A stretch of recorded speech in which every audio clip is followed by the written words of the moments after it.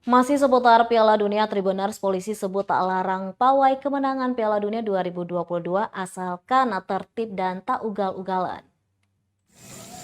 Polisi menyebut tak melarang pawai kemenangan Piala Dunia 2022 di Kota Ambon, asalkan peserta pawai tertib lalu lintas dan tak ugal-ugalan di jalanan.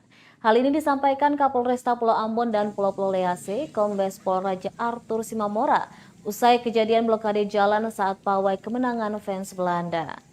Kombes Pol Raja Arthur Simamora mengatakan aparat tidak melarang masyarakat untuk merayakan euforia Piala Dunia 2022. Namun utamakanlah keselamatan dan menghindari pergesekan antara supporter.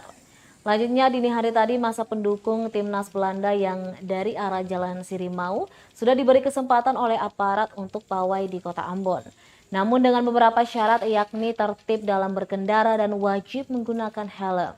Diberitakan sebelumnya masa pendukung timnas Belanda yang turun dari arah Jalan Sirimau menuju pusat Kota Ambon di blokade aparat keamanan. Blokade ditempatkan tepat di gapura kawasan Batu Meja. Pantauan tribunambon.com, blokade jalan menggunakan satu unit mobil patwal milik Satlantas Polresta Ambon.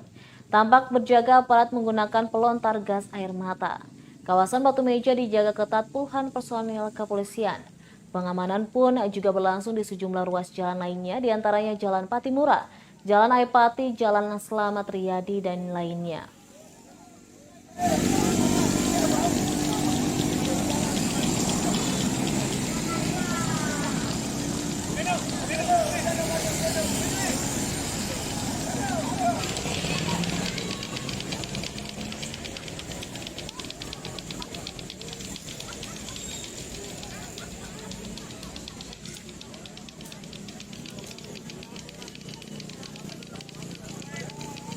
Terima kasih sudah nonton.